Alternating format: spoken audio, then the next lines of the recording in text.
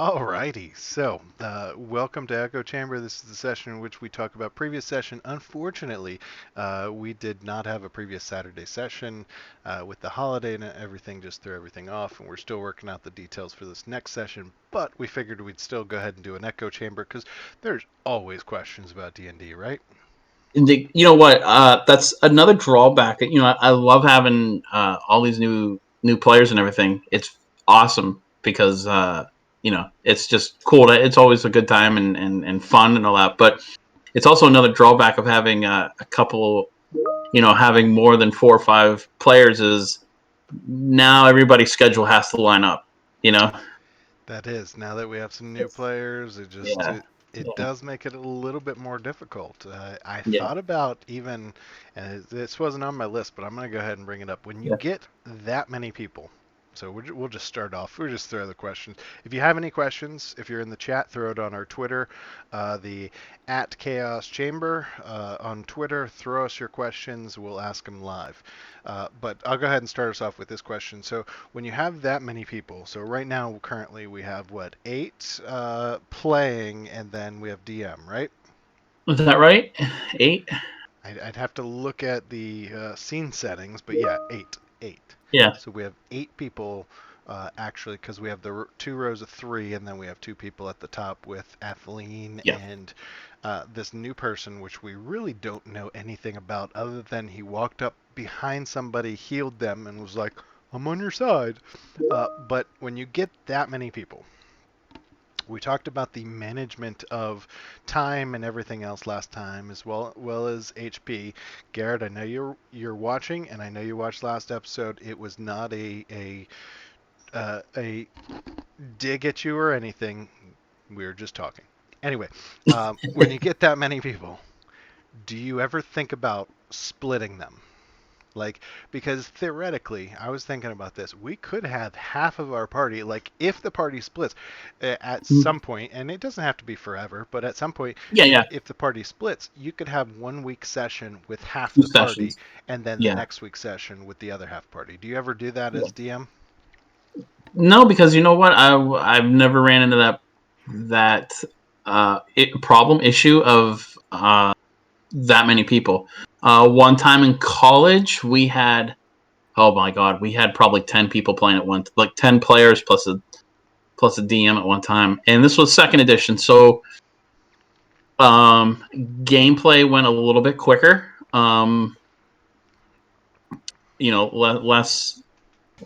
Less options, I guess, but and we didn't really use the battle mats as much. It was more theater of the mind sort of stuff. So that kind of sped things up. But yeah, I never really had to come across. But that's a great idea. I love that idea. I Of mean, I just thought about it, because of the scheduling. You know what I mean? Because yeah, as we're working it out, okay, Saturday doesn't work for me. Okay, well, Sunday doesn't work for this person. Well, how about Friday? Well, Friday doesn't work for this person. You know what I mean? yeah, And that type of yeah, thing. Um, and even like if you look at some of the bigger names like Critical Role and stuff, you had some people that aren't there on some times, and they try yeah, and either remote in, or they're texting people what they want yeah, to yeah, do as they're watching it on Twitch. So yeah, I mean, it was just an option I thought of. yeah. No, that's a awesome idea. I actually like that idea a lot. And That's it would just be, maybe if you were doing it for a couple weeks while things were settling down, it mhm. would be one of the ways to uh, lessen that, and you would just throw in some minor, we'll call them quests. You know what I mean? Yeah, yeah. Stuff A lot of minor, and side. then exactly, and you Yeah, just yeah, have to have some notes or something. Or since we're streaming, people could just watch the other session stream or go back and yeah, yeah, watch it. You know what I mean? yeah, Since yeah, it's recorded. So yeah. it was just a thought I had. So along those same lines of DM, like being able to split the party, being able to make decisions like that, I wanted to bring up homebrew rules. We didn't get a chance to talk about it last time, but what is your take on homebrew rules? I think we just lost your camera, and we'll give it a little bit till you come back.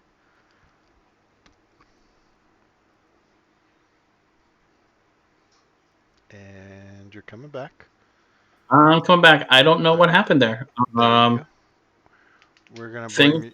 We're gonna blame your internet, but as soon as you turn your video back on, we will go back into the question. You just have to tell me where you stopped hearing me.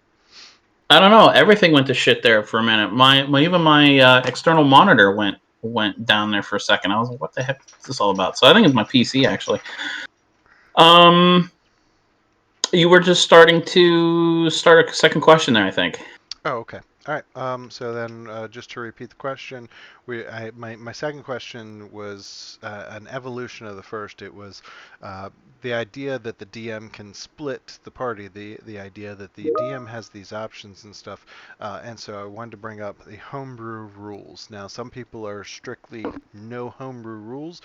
Some people are, let's and some people decide as a party. We kind of decide as a party, you know, Mm-hmm. how do you guys feel about this? Do you think it should be, shouldn't be? Why? We debated a little bit, and I really like that about us. I really Yeah, like yeah, that Garrett does that with us.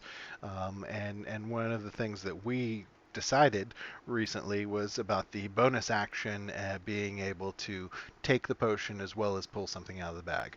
I think yeah, yeah. that's awesome. I think we all decided on it together. I really like that way of doing it. But two-part question: how do you feel about homebrew rules, and how do you normally handle the new addition of a homebrew rule when you're already within a campaign? Um, I, the first question, I love homebrew.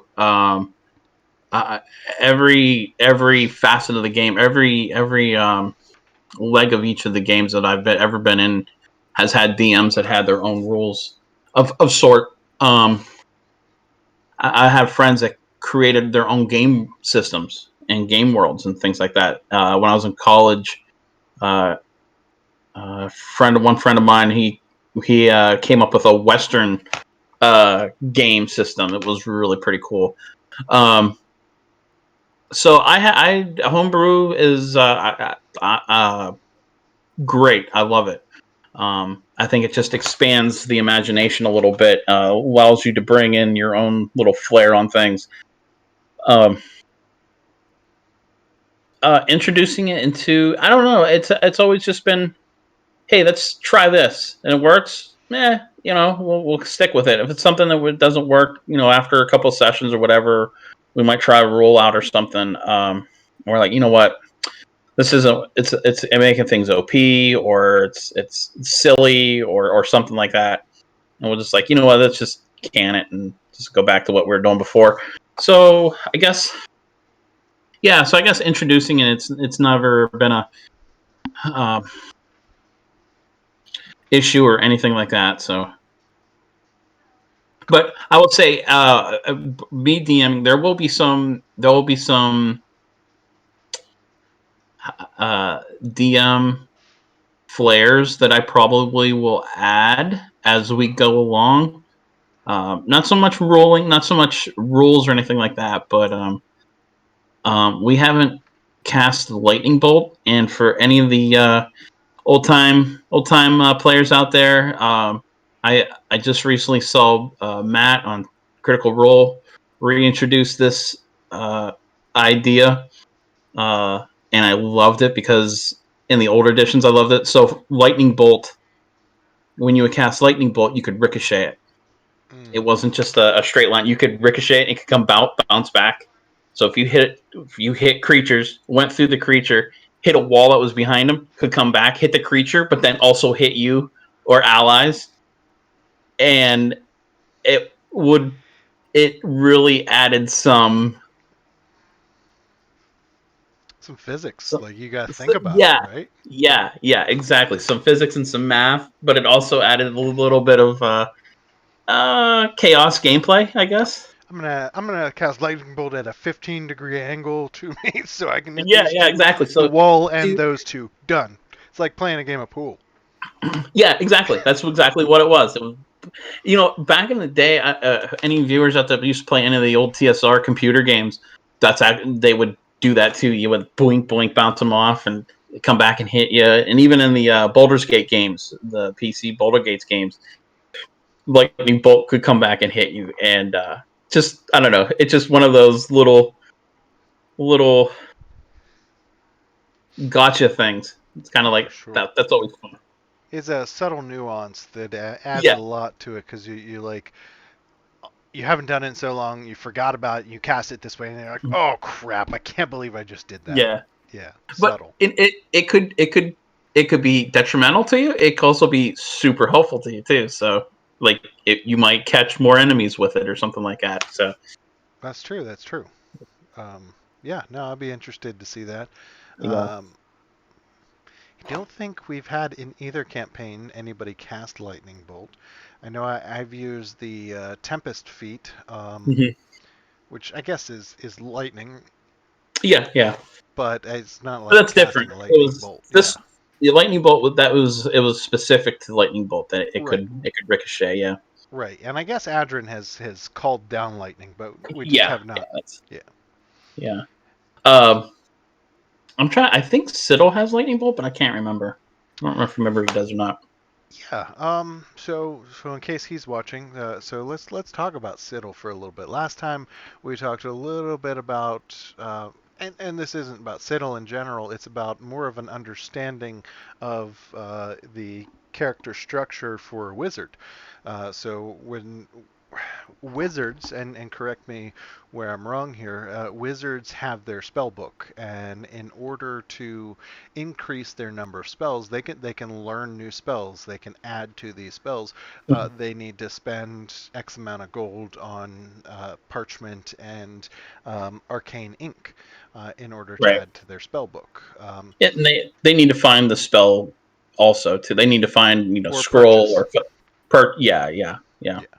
So they can purchase or find the scroll, and then Mhm. once they have it, then they can take the time and the necessary funds to go ahead and add it to their spell book. We haven't really gotten into that. I'd be interested to see that. It seems like it'd be super expensive to be a wizard. I want to say that as well. Um, Yeah. but how outside of adding to your spell book, like how does a wizard work? Just so we can kind of get that for the audience and How does for a any new wizard players. work? So Uh, so when you think about it with like a bar or a cleric, they have access to their spells, but they still have a mhm. defined number of spell slots, and they have to prepare X amount of spells. Uh, Right. when a wizard levels, they get access to a specific number of spells, correct? They have access to they have as you level in wizard, you automatically can add to your spell book. It's one of those here have two more spells that you miraculously learn somehow. Two or three, something like that.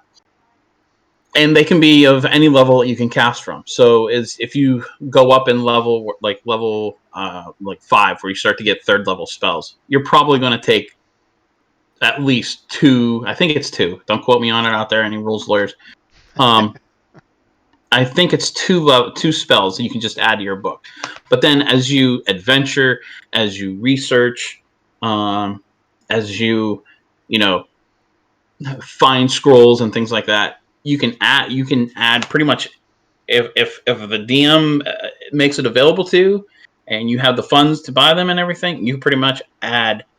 Well, so a spell book really only contains like so many spells. Oh, really? We've always played I thought it was unlimited. That's kind of interesting. so many pages in a book sort of thing. We always played it. Well, hey, you're a wizard. You're probably going to have more than one spell book. You're probably going to have backups of backup spell books. True. Maybe book one is your uh, these are the spells I cast all the time, and these are the spells I don't cast all the time. Or break it down by school. These are all my evocation spells. So I've always played it very loose on that. That you know you'd have those spells with you. Um, but yeah, and then so you get a huge variety of spells. It's fantastic. I love wizards because they can be so versatile. They can be situational. They can be pure um, pure damage. As we kind of see with Siddle, he's all about he's an evocationist, so yeah, of course he's gonna deal out damage. Um, you could be um, like a crowd control sort of wizard, you know, where you're charming and sleeping things or illusionaries and things like that. Wizards to me are so much fun because they are not specialists in that sense. Whereas like a sorcerer, you only have set number of spells, and more likely you're probably going to be a lot of damage because just the way that their um, abilities are set up and their I don't want to say feats, but their powers and their meta magics. It's all about doing damage or a spell's effect lasts longer and things like that. So sorcerers to me are definitely more higher damage. You cast more often, or you have the ability to cast more often, but your set list is a lot smaller. Okay. Yeah, no, that makes sense.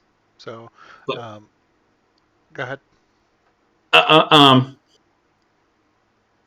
but you know, you're talking about how it costs a lot of money to be a wizard. It does because you if and again, we were always kind of loose with.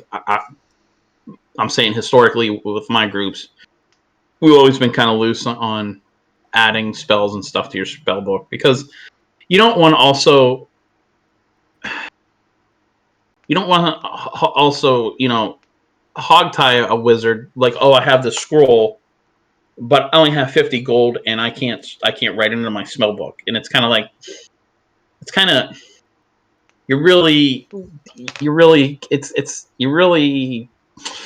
I don't know, holding back on the wizard a little bit if you being a little too nitpicky about it. And it kind of goes with components too.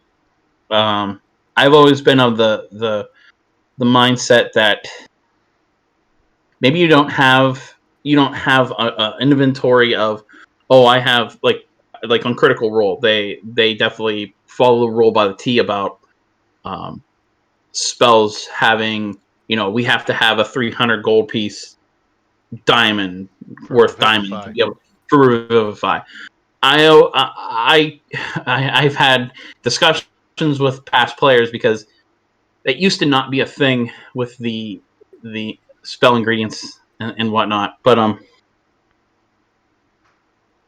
I've kind of, because it becomes a managerial nightmare of, okay, I have this spell component, I have this spell component, and at what point do you stop? Do you say, oh, I have 5 pinches of fireball or five pinches of bat guano, so I can only cast fireball 5 times? It becomes a bookkeeping nightmare. Um, Right. I kind of so like I've always the rule of thumb there that most of your components, your chances are you're going to purchase as you go from town to town. But if it yeah. has a specific gold value, like that diamond, I do kind of like that idea that you better think to get it, Well, otherwise you're holding that I, spell for nothing.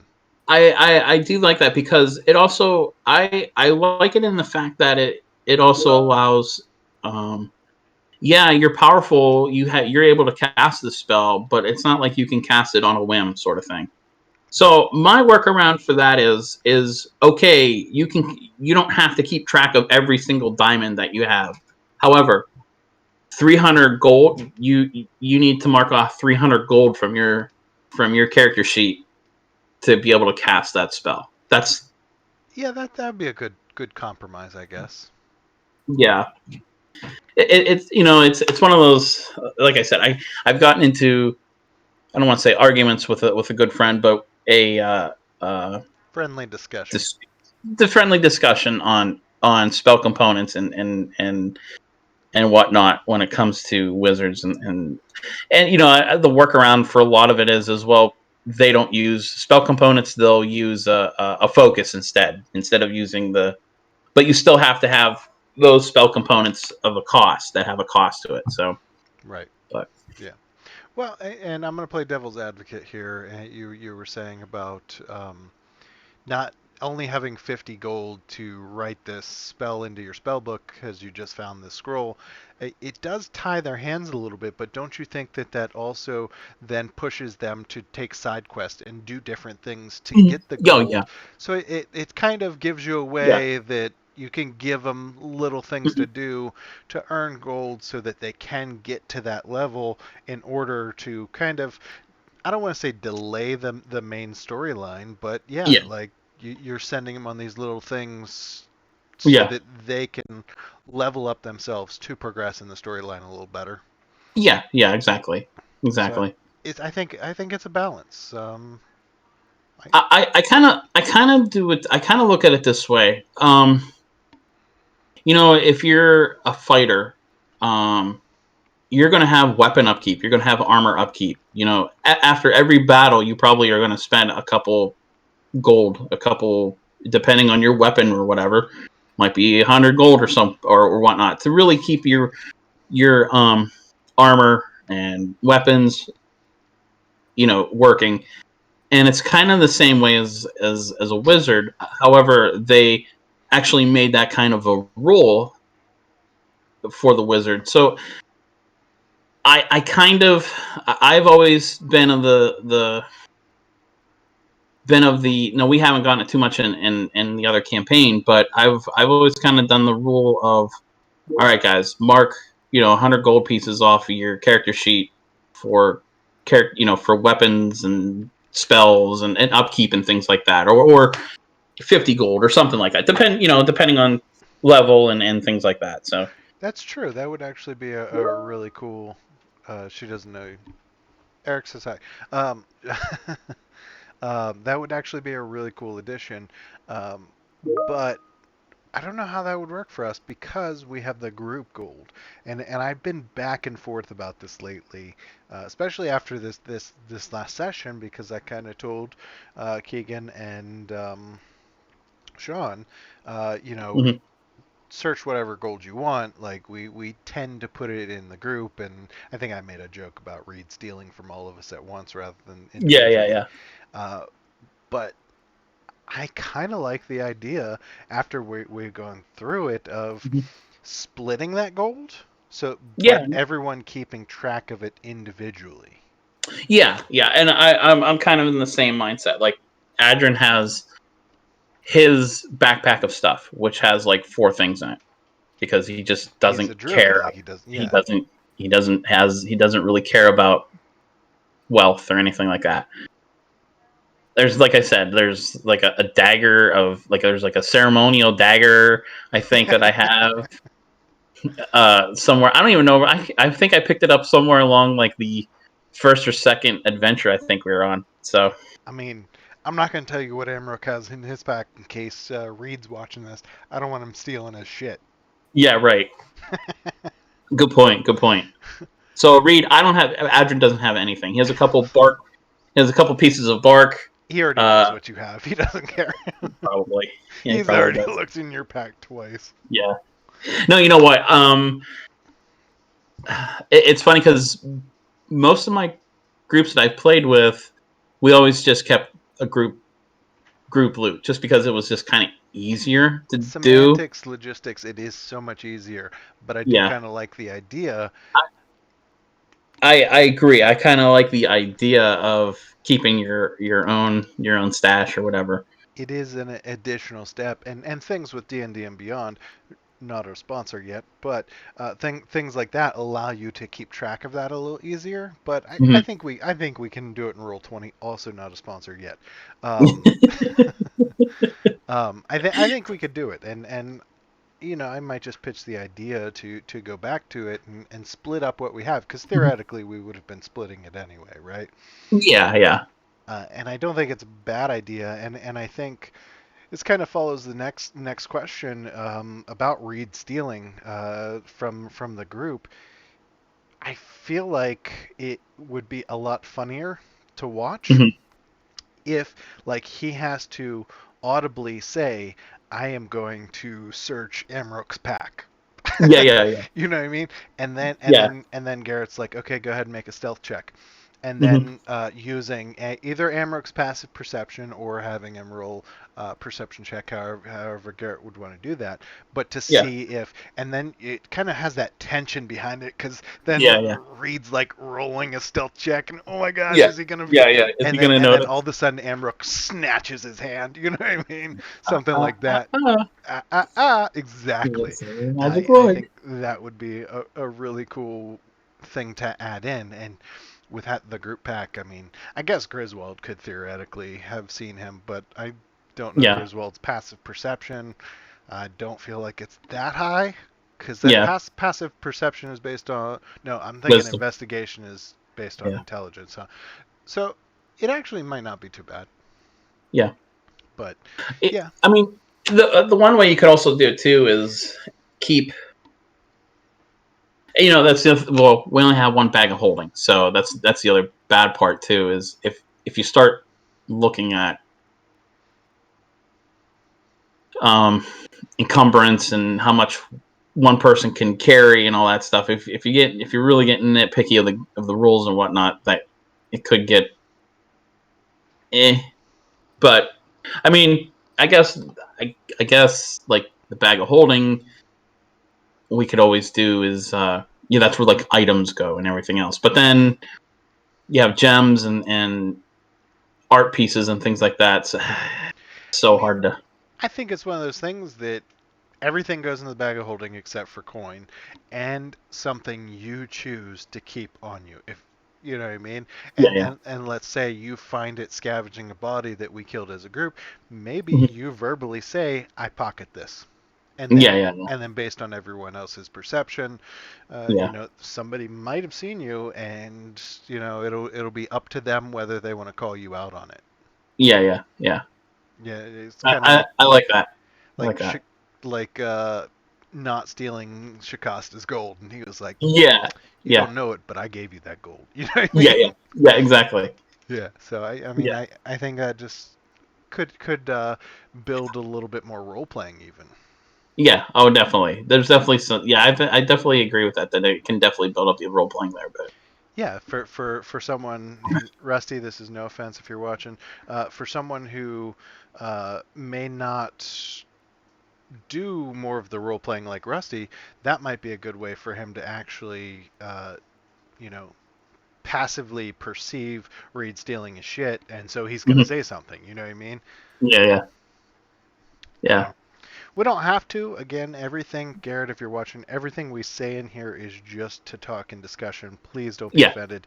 You yeah, yeah. do you do a great job DMing for us. I can't thank both of you guys enough for your DM sessions. The amount of Oh, work that you thanks. put in to DM, the maps that you create, everything. I mean, we are grateful to have you. I've only ever done one shot. Maybe I'll do another one soon, but I can only imagine, the thoughts and everything put into creating this world, this whole storyline for us to take 3 rounds to destroy. You know what I mean? Yeah, yeah, and it's funny because I mean, of course, I haven't read through Storm King's Thunder, and I think I was telling Garrett, I'm like, I hope we finish this soon because I'm a collector of books, and it's the one book that I don't have, and I'm like, I want to buy this book. I mean, Um, you could always buy it and have it on the shelf, but you'd be too and tempted to read it. well, no, you know what? I'm like staring at all my books right now, and like the Candlekeep Mysteries, I have yet to even. I've opened it up like twice, I think, and just like flip through it. Um, but it's kind of funny. Like I originally had thought, well, you know what? I'm just going to run Yawning Portal just to give us something to do when Garrett wants, just it wasn't going to be elaborate. It's just going to be a bunch of dungeon crawls and but I guess the DM inside of me, I can't allow player development to not happen, character development to not happen.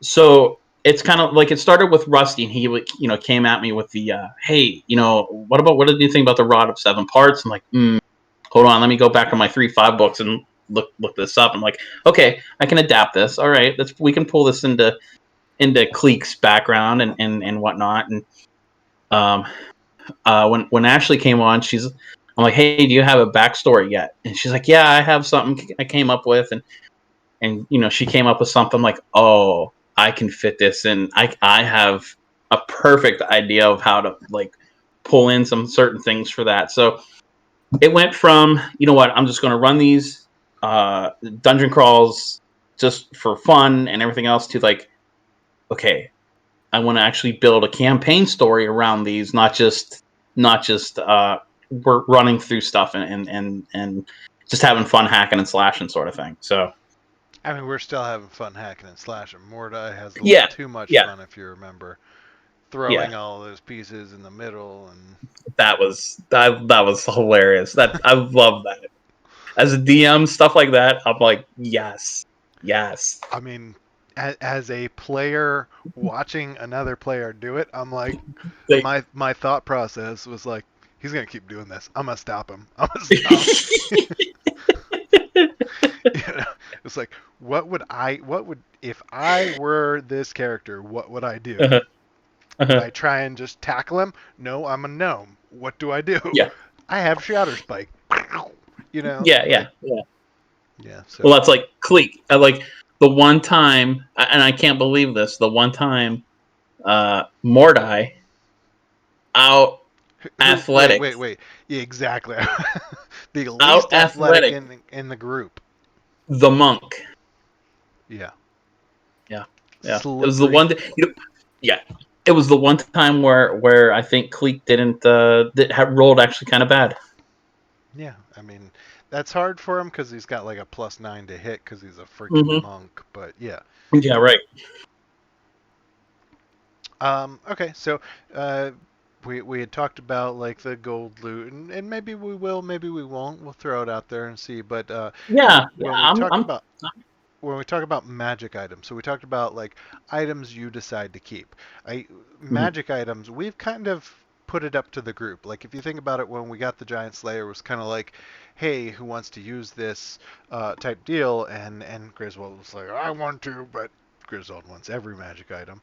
I Yeah, think that got to be part of his backstory. He can't help but want magic items. It has to be. I Um, know. Yeah, yeah. uh, but so far, like the items have kind of fit the person. So as a DM, when you Mhm. decide, okay, I'm going to add this magic item in, do you kind of add the magic item in with a person who's probably going to use it in mind, or are you just throwing it out there and see who does what with it? I got to be honest. I do a little bit of both. I try to tailor it like I try to tailor it for. I do both. Because there's a lot of times I'm like, oh, you know what? Jack would really be beneficial if he had a longbow +1 or something like that. Um, a crossbow does not do anybody. A crossbow +1 doesn't do anybody good. And all they're going to do is just sell it for gold. If that's the case, I'll just give gold. But a lot of times I will do a random. There. A matter of fact, there's a lot of times we'll just do um, and myself and my friend Eric from our other campaign, we're both into this. Roll a d20 for me, okay? All right, roll a 2d10 for me, or the percentile. Go through the list. I'm like, okay, that's that. All right, this is what you found. In Okay. session, in session, um, It's which kind of is like fun. your own deck of many things. Like they're just Yeah, rolling, yeah. and you're okay. This is what you got. Yeah, and a lot of times it's kind of like, okay, that's cool, and a lot of times we're like, okay, that's kind of a stupid magic item. Go ahead, roll again. Let's just try a different one. So it's myself. It's a little bit of both. Um, yeah, Yeah, I was just curious because like I'm trying to think of Garrett's style, and I know he's not here, but he's probably watching or going to watch later and yell at us. I think about the boots. I think about yeah, like yeah, Emrook's boots, or I mentioned the Giant Slayer already, but I think that was something he didn't know who was going to wear it. He was like, yeah, yeah, "You guys found this. What are you going to do with it?" yeah, Yeah. And then I do think of you can't really. So Wave Echo Cave kind of gave us some of those magic items, so I Hmm. think those were kind of tailored because we put the Yeah. Yeah. items in there. You know what I mean? Right. Like Right. Right. tickle corn. You know what I mean? Uh, Yeah. Yeah. and that pumpernickel. Yeah. Yeah. Um, but have we found much else as far as magic items, or most of it was created, right? Or most about we heard about and we went search for. Well, let's see. I think there's what the bracer, the ogre strength bracers. I have the cold resistant ring. Um, the feather staff is really cool for Adrin. I know that was probably. I think that's a. A tailored item. Um, I don't know. I don't. I think it's. I think it was STS Storm King Thunder SKT item um, in the Oh, book. okay. It happened to work out really good for a druid that sometimes gets into melee. Yeah. So um, I know we have like a couple plus one where we have a plus one. I have Adrian has the ring of cold resistance, which we haven't gotten into yet. But maybe soon. Maybe Possibly if we maybe head up possibly. into some northern areas where it gets cold. Who Yeah, knows? yeah, yeah, yeah. So um, what does I'm trying to remember what Siddle has. Well, he had the ogre strength bracers there for a while. He had the gauntlets. We also had a breastplate. We had a shield that Griswold was using. I don't know what Siddle really has now because he got rid of the gauntlets. He has the spider staff. The spider staff. The spider staff is pretty cool too. I have to say that's That was definitely Storm King's thunder because yeah, the Black Widow gave that yeah, to. the black, Oh, spoiler yeah. alert! Right. Spoiler alert. I didn't finish the statement, so we're okay. Um, yeah, there are some magical items, I guess, that are tailored, and as a DM, if you're thinking, maybe someone in the party is a little lackluster, let me give them something. Yeah, So yeah, yeah. I guess that kind of brings the next idea that you have new people joining the party. Do you tailor them some items? Do you throw them out some items? Do you just throw the party some items and see what trades happen? Like, what would be your approach? It would depend on the level of the party. Honestly, in the past, I've had players come in, 10th level or whatever, and everybody else has plenty of magic items, and you're coming in with a bow and arrow stock, bullet bow and arrow, and you're supposed to be 10th level, right? If you're Right. 10th level adventurer, you're going to have magic items.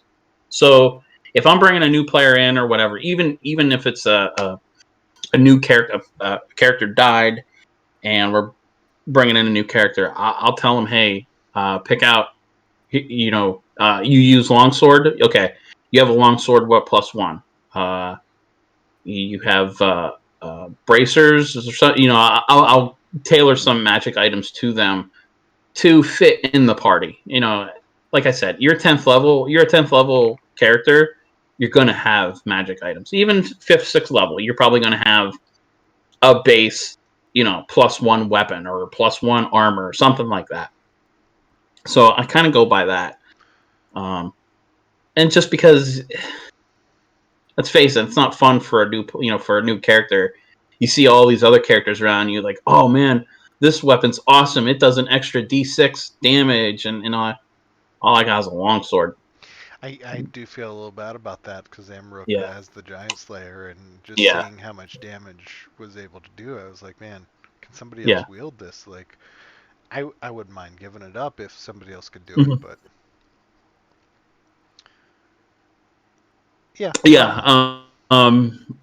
I mean, it almost makes sense for Grizz to use it too, but he, like you said, he likes his shield, and he is a tank, and that would drop his armor class from what 20 to 18. yeah. I So, was actually we were and gonna that look at those stats at some point because I pointed out last time. Here, let me go ahead and throw them out, and then we'll come back to um, what we're talking about. Give me one sec to turn on the stats. There, they should come up now. So we had talked. We briefly scratched the surface, and then we kind of cut. I wanted to look at these defensive stats that Griswold has been attacked, and keep in mind this is only like 3 sessions. Has been Yeah, attacked yeah, 38 times, right, and he's only right, been hit 11 of those times, right, which and blew my mind. Like we were all like, Griswold, you take no damage. You're not a yeah, tank. I mean, but some of us more than others. Rusty. But uh, but when you actually see those numbers and you're like, holy crap! Like, no, people are attacking him. They're just not hitting. yeah. Well, and what they do, I mean, he's getting hit by those boulders, and look at the damage. He's average damage per hit is almost 19, is 18. He's almost taking 20 points of damage per hit. Yeah. So, which would take Adrian like halfway, at more than halfway down. Yeah, Yeah, those boulders, they do a lot of damage. I mean, they're in the 20s and yeah, 30s a lot of yeah, times. So yeah, I'm sure they have. We started tracking at a weird point. I think if we had yeah. started tracking when we were facing the goblins and stuff like Mhm, that, these mhm. stats might have been look a little different. But even just to look at the percentages, I think Yeah, yeah. is pretty crazy. And And go ahead. go ahead. At the same time, if we look on the other side of his attack stats, again, I know it's skewed because of when we start tracking, but he is hitting like a 92, 93% hit rate. Yeah, yeah, yeah, And yeah.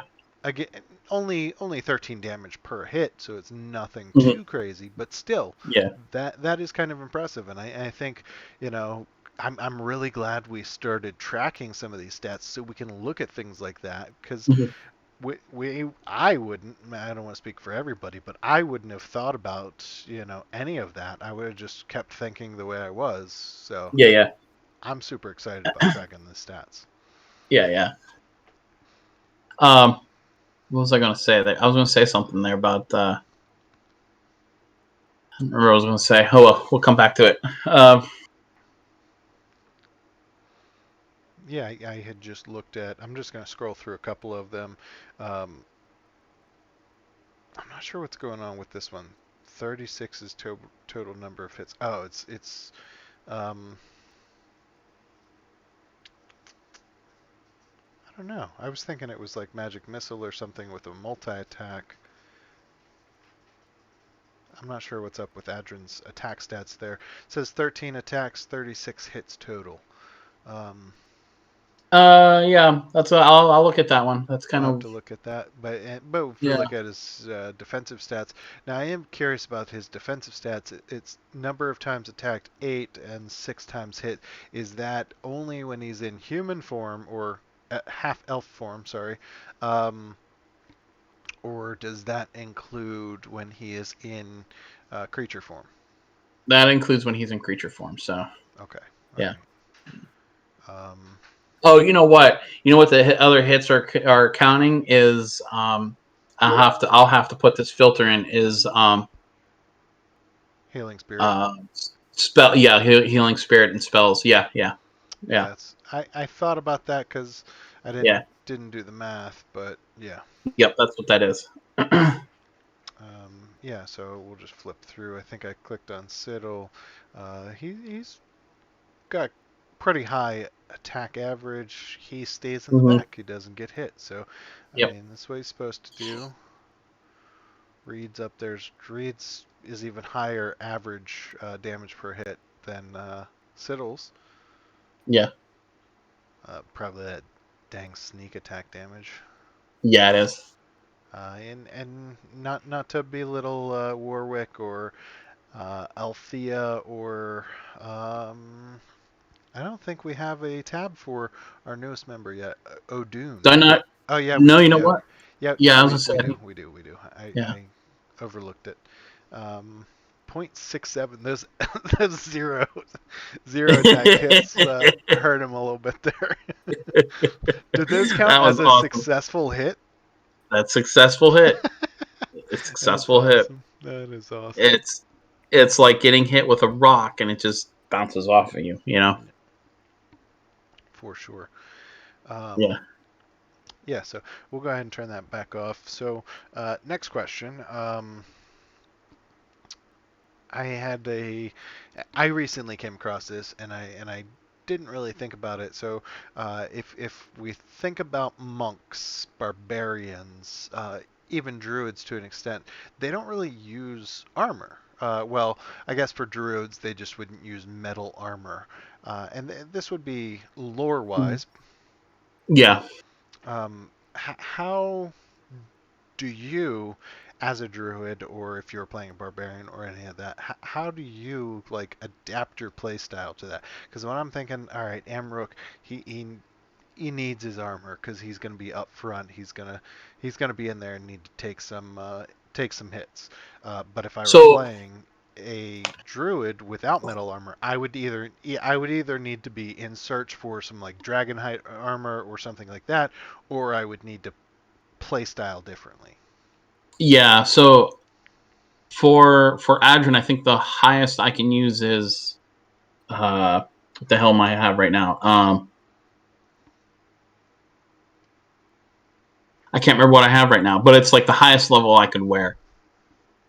Some kind of a hide, I believe. And and I have a shield. I can use a shield. And Adrian's AC is not too bad.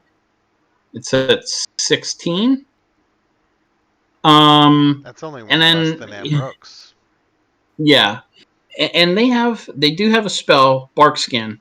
Um, but it's a that's a concentration spell. second level spell, right? So you don't Second, get that second. until third level. Right, right. And the only thing is, right now, it would just give me an AC of 16. So you're already But there. where it would come in useful is when I am in creature form. All of a sudden, no matter what creature I'm in, has an AC of 16. Ah, that's So, cool. But wouldn't spoiler alert, spoiler alert, Adrin may start using Barkskin a little bit more because of, well, we don't know what the future holds. We don't know what the immediate future holds with Griswold and company. But anyway, I digress. Uh, but wouldn't that also kind of deter what we talked about last time? That sometimes you want to get hit when you're in creature form, mhm. so you don't have to use your action to drop it. And if Right, you're right, if right. you have a high AC, then that may negate that. You may have to use your Yeah, action. right, right. And it depends on. It will depend on the situation. Where, all right, are we going to need a lot of healing? Can Warwick and O'Doon kind of cover any kind of healing that we need until I can get unshaped shift? It will be situational. It'll be definitely situational. Um, Monks get higher AC based off of their wisdom, so um, they add on dexterity and wisdom. So it actually monks get pretty decent ACs.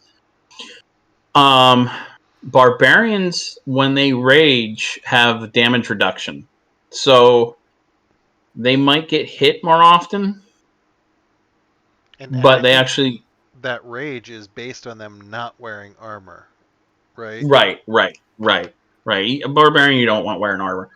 Um, Very minimal anyway. Yeah, Sorry about that. Yeah, yeah, they have the damage reduction, which I want to say is it's half, I a think. 3 DR 3, I think. So they take no. I'm sorry, halved. Right, right, right. Yeah. I'm thinking of a feat, a heavy armor feat, where Yeah. you have a damage reduction of 3. That's yeah. So for Adrin, let's sidestep. You could wear a leather armor or hide armor because that's Hmm. not metal. Would you you playing the character, would Adrin wear a studded leather armor since the studs would probably be made out of metal, and since technically, in the panels in that studded leather armor would be metal?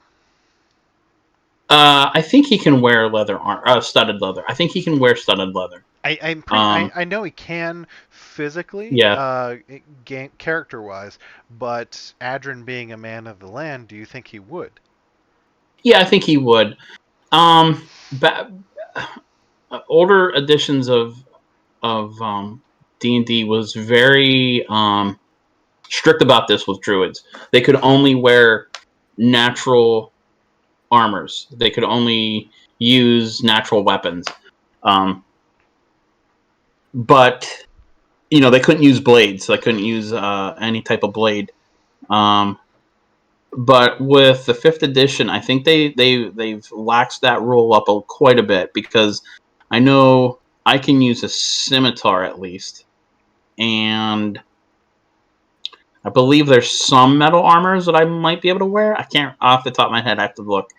I don't remember what I'm proficient with, but I don't think so. But I don't think it's because of the belief of the land, because if you really think about it, steel and iron is actually from the land. That's true. Uh, That's very true. so But it's I kind of mean, one of that those. was probably forged in a city. So I mean, it's Yeah, yeah, yeah. yeah. I mean, I get it. I get the lore, like you said, um, and, Kind and I yeah, kind of I was would thinking be like it would add to like the Mhm. player having to think about it, having to, invest in their Yeah, character a little bit more and think about it. For me anyway. I don't yeah, know. yeah, no, yeah, no, no. But Adrian, I think would, because he did grow up in Silvery Moon for a little while, so he is adapted a little bit to city life. He doesn't like it. He knows where there's um benefits and whatnot to it. So he's a little liberal in that sense. So, but not too liberal. He's not gonna like uh go a level in fighter and deck himself out in plate mail or anything like that. So I get that. I get that. And I would be a player choice and having to think about it, yeah, and it would have to be like some, you know, some decisions. But yeah, yeah, I get that. yeah. So one final question, then we'll call it. Really sorry, G Money couldn't make it tonight, but uh, we the three of us kind of chatted recently about we started streaming a year in, right? So Mm-hmm. there's a lot of the backstory that people watching may not know, or people who go back and start watching may not know. And we were discussing how do we put that out there so that people can learn about it. And Garrett had a great idea that the characters could role play and talk about it in game uh, Yeah, to express it to these new people joining the party, and I think it's right. a great idea. In addition to that, I was actually thinking that maybe as people develop their backstory, they could actually come on here and without giving spoilers, kind of give their backstory of their character during an echo chamber session. Uh, Yeah, yeah, and I think that would be kind of cool. And obviously, you're only giving so much of the backstory up to a certain point that yeah, yeah. we have learned about because we don't want to give too much Right, away. But I think that right. would be a cool way for myself even to come in and talk about Amrook's backstory up until this point, what the Right, right. group knows, doesn't know, and that type of stuff. So not necessarily talking about the storyline. I mean, obviously, anything that the storyline has been affected by their backstory. For Yeah, yeah. instance, Amrook's bringing the group together uh, Right. because of being in the same group as the other dwarf. Sorry, I can't Yeah, think of his name right now. I know his name's skipping my mind now too, because I was gonna ask you about that, because you know I think I think we all have somewhat of a backstory. I don't know about Reed. I'm really curious on to where Reed has come from, and I know Evan is itching to um, reveal a little bit more of his backstory. I think Itching is an understatement, but yeah. um, Siddles, I'm really curious about, because I think it's a mystery to even him in Yeah. game. I think that's a Um, cool way to I open do that too. up too, I do to be too. able to learn I about do it too. yourself and be like, oh man, that Yeah. happened to me. Yeah, no, I think that's a real Yeah. cool idea. And now we have three more characters that we have backstories that we kind of are probably kind of curious about, or at least getting there anyway. Yeah, and I mean, I didn't Yeah. even know if they have that developed, but I think this Yeah. would be I don't. a great platform for somebody to come on, and it wouldn't have to be like a weekly thing. It could be like, Mhm. once a month we bring at least one of the other people on. They come in, talk about the backstory of their character thus far that has been, revealed. Yeah. Yeah. Yeah. But Yeah. I like that. yeah, just an idea. We'll see how it plays out. If Cool. if anybody watching has any ideas, please tweet us. At Chaos Chamber. That's chamber with a 3 instead of an E. So, Echo uh, Chamber. other than that, we'll wrap up the Echo Chamber session here. Looking forward to this weekend. Hopefully, we can organize it so that we can get to the maximum number of people there. We can go ahead and get some stuff done because we kind of have a, a culmination of the past 3 months to finish up here before we move on to the Yeah. Yeah. next phase in the journey. Yeah. Yeah. Yeah. Oh, I remember what I was gonna say. We were talking about Griswold and his taking the damage and everything. To kind of go back on that real quick. We've been kind of getting in these battles. I think that are a little bit over our heads, just a little bit. Um, A little bit. a little bit. To go up against a whole hill giant hovel. And we're only, what are we, sixth level? Are we sixth? Fifth or Fifth. sixth, something like that. I Fifth or don't even sixth. know. Um, it is a little, you know what? It's going to skew those stats a little bit once we get back into. Well, I'm going to assume we're going to get into quote unquote normal battles. Um, I'm kind of curious on how these stats kind of even out a little bit. You know? Exactly, and that's what I was saying. If we had started tracking, when we Yeah. were uh, taking care of the goblins with King Gruul and Right. stuff like that, like I don't think the stats would be as outrageous as they Yeah. appear to be after 3 sessions. Yeah. Yeah. But I And, mean, and I'm hoping. we do also have some big fights coming up. We had a Yeah. dragon up north that we eventually may or may not have an altercation with. We know where the fire giants are. We got a Mhm. lot of big battles. I'm hoping to Yeah. get some smaller battles, and I really we talked about this a little bit last time. I really would like to see some battles. Garrett, if you're watching, you do you, my friend. You do an amazing job, but I wouldn't mind seeing some battles with one high CR and not as many small things, Yeah. Yeah. Yeah. Yeah. just to see how we do with it. You know what I mean? Because a Right. lot of Right. times, we're zigzagging everywhere, and Yeah. Yeah. Adrin's playing Fire Chief in Yartar, or sorry, not Yartar, but he and we're like running around like chickens with our heads cut off. Yeah. But Yeah. ultimately, we're coming through. I'd like to see how we handle the high CR one boss that we're all focusing on. Um, Yeah. Yeah. I think it might be cool to have a couple sessions of that. Mm-hmm. I don't know. Well, even when we went up against oh my god, the spider dude, Black the Spider? guy that, not him, the mage, the wizard. Yeah, wasn't that Black Spider? No, the other one, the first Oh, one, the one, Glass Staff. Glass Staff. glass, yeah, glass staff. We he had, a couple of minions, if you will, We got a but little we lucky with handled them. that.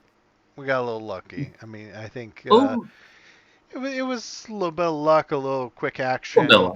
Yeah, If we had gone another round, I think we might have struggled a little bit more. But he did have a couple minions. But that's the type of battle that I'm talking yeah, about. Yeah, I would yeah, like yeah, I would be interested to see with the crew we have, see how it would yeah, yeah, go. Um, yeah. like Gruul, the battle with Gruul, very similar. Um, Mhm. Yeah, there was one main thing there. Of course, Amrook Yeah, was captured by the doppelganger. if you Amrook. I didn't get to participate in that one, but That was awesome. uh, yeah, Sildar was his name. Sildar, Um, that's it, Sildar. yeah, but I mean, Garrett does a great job. You do a great job, and I think that's where we'll end it tonight. Thank you both, Awesome. and thank everyone out there who is watching. And hopefully, we'll see you this weekend. Yeah, hopefully we get a game in. I mean, I think we will. We just might be down a player or two depending on what night we pick. So either it'll be Friday, Saturday, Sunday. It's one of those 2 days, I think. Yep. All right. Thanks, everyone. Have a good night. All right.